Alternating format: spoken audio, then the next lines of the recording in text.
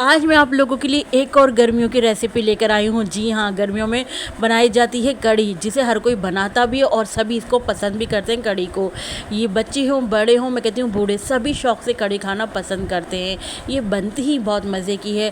अच्छा, मेरे चैनल दिल्ली के ज़ायक़े में बहुत सारी कढ़ी की रेसिपी अपलोड है। पंजाबी स्टाइल की भी है, हैदराबादी स्टाइल की भी है, और जी दिल्ली स्टाइल की भी कढ़ी है, और मेरी मदर के स्टाइल की भी कढ़ी है। यानी बहुत सारी मेरे चैनल पर कढ़ी है, सभी डिफरेंट स्टाइल की कढ़ी मैंने बनानी है, अपलोड की हुई है। और आज की भी रेसिपी मेरी बहुत ही डिफरेंट स्टाइल की कढ़ी बनाई है, लेकिन ये मैंने बहुत ही इजी वे में बनाई है। कि कढ़ी जो कहते हैं ना कि बस 15 मिनट में 10 मिनट में तैयार कर लेंगे, तो मैं समझती हूँ वो कैसी कढ़ी होगी। क्योंकि कढ़ी का मतलब क्या होता है? कढ़ी का मतलब कड़ाव, यानी जितनी देर आपकी कढ़ी पकती रहेगी उतनी ही मज़े की, उतनी ही टेस्टी आपकी कढ़ी बनेगी। तो आप लोगों ने क्या करना है, रेसिपी को एंड तक देखना। इंशाल्लाह ताला ये बहुत मज़े की कढ़ी बनने जा रही है। और रेसिपी को तो लाइक ज़रूर कर दीजिएगा। साथ के साथ जिन लोगों ने अभी तक दिल्ली के ज़ायक़े को सब्सक्राइब नहीं किया, तो मेरी उनसे रिक्वेस्ट है कि प्लीज़ दिल्ली के ज़ायक़े को ज़रूर सब्सक्राइब कर लीजिए, बेल के बटन को ज़रूर प्रेस कीजिएगा। इससे मेरी हर नई आने वाली इसी तरह की tasty yummy yummy summer recipes और बकरा ईद रेसिपीज़ आपको फौरी देखने को मिलेगी। तो चले रेसिपी स्टार्ट कर लेते हैं। उससे पहले बिस्मिल्लाहिर्रहमानिर्रहीम,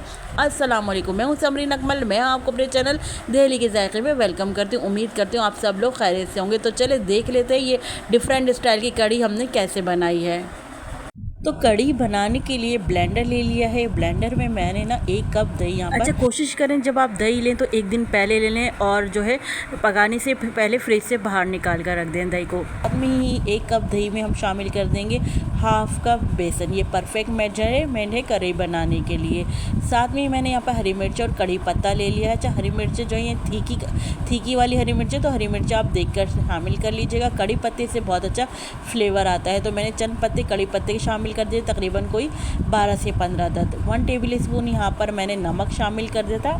आगे ज़रूरत हुई तो मज़ीद मैं ऐड कर लूँगी। अभी यहाँ पर फ़िलहाल मैंने 1 टेबल स्पून नमक ऐड कर दिया है। अच्छा, अब मैं है ना 1 टेबल स्पून हल्दी ऐड कर दूँगी। अच्छा, हल्दी मैं आगे जाके और ऐड करूँगी, मुझे कलर थोड़ा कम लगा था। अच्छा, हल्दी डालने के बाद अब मैं यहाँ पे स्पाइस में डालूँगी लाल पिसी मिर्च ना, तो लाल पिसी मिर्च जो है मैं यहाँ पर ऐड कर दूँगी हाफ़ टेबल स्पून। ये बिल्कुल परफेक्ट था, क्योंकि मेरी जो हरी मिर्चें थी यहाँ पर बहुत तीखी हरी मिर्चें थी, बहुत स्पाइसी थी, इसलिए इसके हिसाब से लाल मिर्ची मिर्च सही है। अगर आप हरी मिर्च कम डालें तो मिर्चों को फिर यहाँ पर एडजस्ट कर लीजिएगा। अच्छा, 1 टेबल स्पून भरकर मैंने यहाँ पर जो है लहसुन अदरक का पेस्ट ऐड कर दिया है। अब यहाँ पर हम शामिल कर देंगे पानी। तो ये मेजरमेंट का जो 1 कप दही वाला है, वही मैंने 1 कप यहाँ पर पानी ऐड कर दिया है। अब हम क्या करेंगे, इसको ब्लेंडर को जो है कवर करके इसको ब्लेंड कर लेते हैं दही के मिक्सचर को। तो यहाँ पर मैंने ब्लेंड कर लिया है, तो मैं आपको दिखाती हूँ। देखिए इजीली हमारा जो है यहाँ पर दही का मिक्सचर जो है ब्लेंड हो गया है। अब आ जाते हैं इसको कुकिंग की तरफ। तो यहाँ पर देखिए मैंने पतीली ले ली है, पतीली में मैंने ये जो है मिक्सचर शामिल कर दिया है दही और बेसन का बैटर का। अब उसी ब्लेंडर में मैंने जो है पानी ऐड कर दिया। तो पानी यहाँ पर तकरीबन कोई हम 1 लीटर पानी यहाँ पर शामिल कर देंगे। तो देखिए मैंने यहाँ पर इस टाइम जो है हल्दी मज़ीद ऐड कर दी है। तो अब देखिए अब कढ़ी का कलर जो है बिल्कुल परफेक्ट हो गया, जैसे कढ़ी का कलर होना चाहिए, खिलता हुआ येलो सा कलर करना। अच्छा, यहाँ पर मैं ऐड करूँगी प्याज। तो मैंने जो है थोड़ी सी प्याज को जो है यहाँ पर स्लाइस कर शामिल कर दिए हैं। एक छोटे साइज़ समझ लें आप प्याज लीजिए, तो स्लाइस करके शामिल कर दें, इससे बड़ा अच्छा फ्लेवर आता है ना प्याज से। अब मिक्स कर देते हैं। अब हमने क्या करना है, यहाँ पर कढ़ी को पकने रख देना है। पहले तो हमने कढ़ी को तकरीबन 15 से 20 मिनट तक, जब तक इसमें उबाल नहीं आ जाता, जब तक हमने इसको पकाया। अब देखिए यहाँ पर आप देख रहे हैं इसमें उबाल आ गया है, तो यहाँ पर हम फ्लेम को स्लो कर देंगे बस। अब हमने यहाँ पर मीडियम टू लो कर दी है, कवर कर दिया है, लेकिन आप कवर देखिए हमने पूरा कवर नहीं किया है, थोड़ा सा हमने खुला रखा है। अब कवर इस तरह ये पकने के देगा, हम इसको तकरीबन 1 घंटे तक कढ़ी हमारी पकती रहेगी। यहाँ पर आ जाते हैं पकौड़ों की तरफ। तो यहाँ पर आपकी मर्ज़ी, जितने आपने पकोड़े तैयार करने हैं उतने आपने बेसन लेना। मैंने 3 कप ये बेसन ले लिया था पकोड़े बनाने के लिए ना। अच्छा, यहाँ पर अब मैं ऐड कर दूँगी 2 टेबल स्पून मैंने यहाँ पर ज़ीरा ऐड किया था। उसके अलावा मैंने 2 टेबल स्पून ही यहाँ पर जो है साबुत धनिया ऐड किया था। अच्छा, साबुत धनिया जो है ऐड करने के बाद अब मैं यहाँ पर शामिल कर दूँगी नमक ऐड कर दूँगी। नमक मैंने ना 1 टेबल स्पून ऐड किया है। नमक और स्पाइस जो है आप अपने टेस्ट के अकॉर्डिंग शामिल कर लिया करें। अच्छा जी, अब मैं यहाँ पर लाल पिसी मिर्च डालूँगी। तो देखिए हाफ़ टी स्पून ही मैंने यहाँ पर लाल पिसी मिर्च डाली है, क्योंकि मुझे यहाँ पर लाल कुटी हुई मिर्च ऐड करूँगी। तो 1 टेबल स्पून भरकर मैंने यहाँ पर लाल कुटी हुई मिर्च ऐड कर दी है। अच्छा, पकौड़ों में अच्छा कलर लाने के लिए ना हल्दी ज़रूर ऐड किया करें। तो यहाँ पर मैंने देखिए 1/4 टीस्पून जो है हल्दी ऐड करी है। इसके अलावा मीठा सोडा आप देख रहे हैं, मैंने हाफ़ टी स्पून यहाँ पर मीठा सोडा ऐड किया है। यहाँ पर मैंने प्याज चॉप करके शामिल कर दी है। तो एक जो बड़े साइज़ की प्याज थी, दरमियाने साइज़ की प्याज थी, उसको मैंने यहाँ पर चॉप करके शामिल कर दिया है। इसके अलावा यहाँ पर हम ऐड कर देंगे हरा धनिया, पुदीना ऐड कर देंगे। अभी हमने पुदीना काट कर शामिल कर दिया है, हरा धनिया काट के शामिल कर देंगे। साथ में ही हमने जो है हरी मिर्च को ऐड कर देंगे। तो एक अदद हरी मिर्च ली थी मैंने, उसको काट कर यहाँ पर शामिल कर दिया है। अच्छी तरीके से इन तमाम ड्राई इंग्रेडिएंट्स को मिक्स कर लेंगे। फिर थोड़ा थोड़ा पानी डालकर हमने यहाँ पर बैटर को घोल लेना है। तो थोड़ा थोड़ा पानी डालेंगे स्टार्ट में, क्योंकि यहाँ पर हमने ज़्यादा थिन नहीं रखने, ना ज़्यादा थिक रखने, क्योंकि अगर बहुत थिक रखेंगे तो आपके हार्ड पकोड़े बनेंगे, यानी गुठलियाँ बन जाएंगी। और बहुत ज़्यादा थिन करेंगे तो वो बहुत चपटी चपटी आपकी फुल्कियाँ बनेंगी। तो देखिए यहाँ पर जो मैं आपको कंसिस्टेंसी दिखाऊंगी, यहाँ पर हमारे बैटर की बिल्कुल पानी का रेशो बिल्कुल परफेक्ट रहता। तो देखिए ये बिल्कुल हमारा जो है बैटर हमने घोल लिया। यहाँ पर हमने कढ़ाई में जो है ऑयल शामिल कर देंगे और ऑयल को यहाँ पर हम गर्म करने के लिए रख देंगे।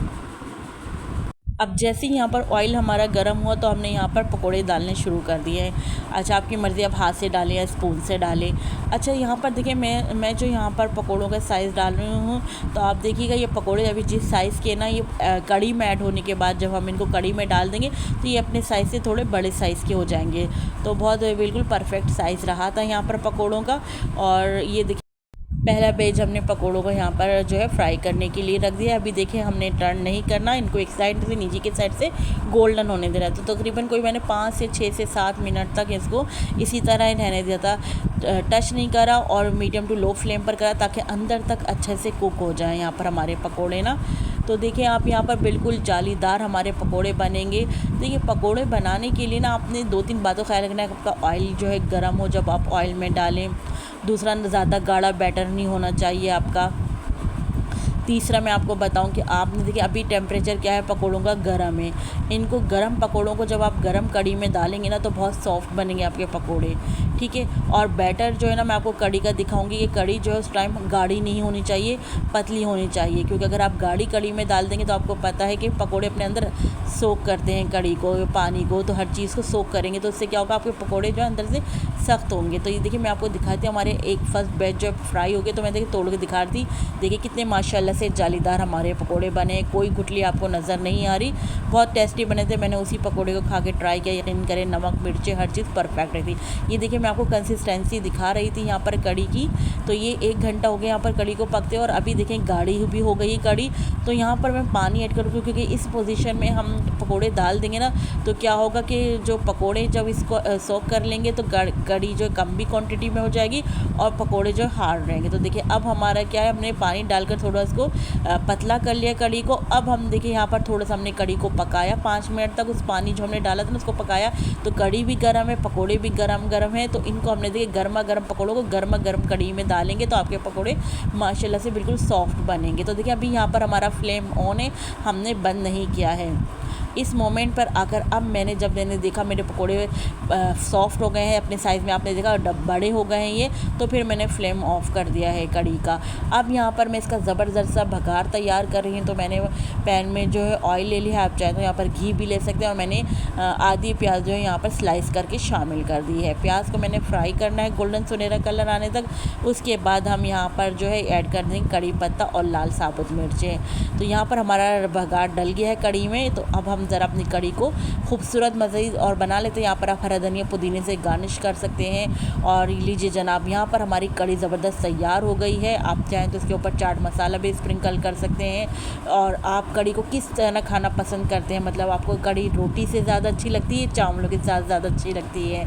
मुझे जो है दोनों चीज़ों से ज़्यादा मज़े की लगती है, रोटी से भी चावलों से भी। लेकिन जब ताज़ी ताज़ी कड़ी हो तो रोटी से ज़्यादा मज़े की लगती है। और थोड़ी देर बाद जब यानी दिन में हम रोटी से खा ली और जब शाम में खाते हैं तो चावल, इसके लिए ज़ीरे वाले राइस जो होते हैं ना वो बॉईल करते हैं, इससे ज़बरदस्त सा मज़ा आता है इस कड़ी को खाने का। तो आप लोग मुझे ज़रूर कमेंट करके बताइएगा कि आपको किस तरीके से पसंद है ये चावल चावल के साथ खाना ज़्यादा अच्छा लगता है या रोटी के साथ, या मेरी तरह दोनों चीज़ों के साथ चलते हैं। और आप इसको रूखी भी खा सकते हैं कड़ी को स्पून के ज़रिए। अभी मैं आपको फुल्की को तोड़ के दिखाऊंगी ना तो यकीन करें, मैंने रूखे खाए थे, क्या मज़े की हमारी कड़ी बनी थी ना।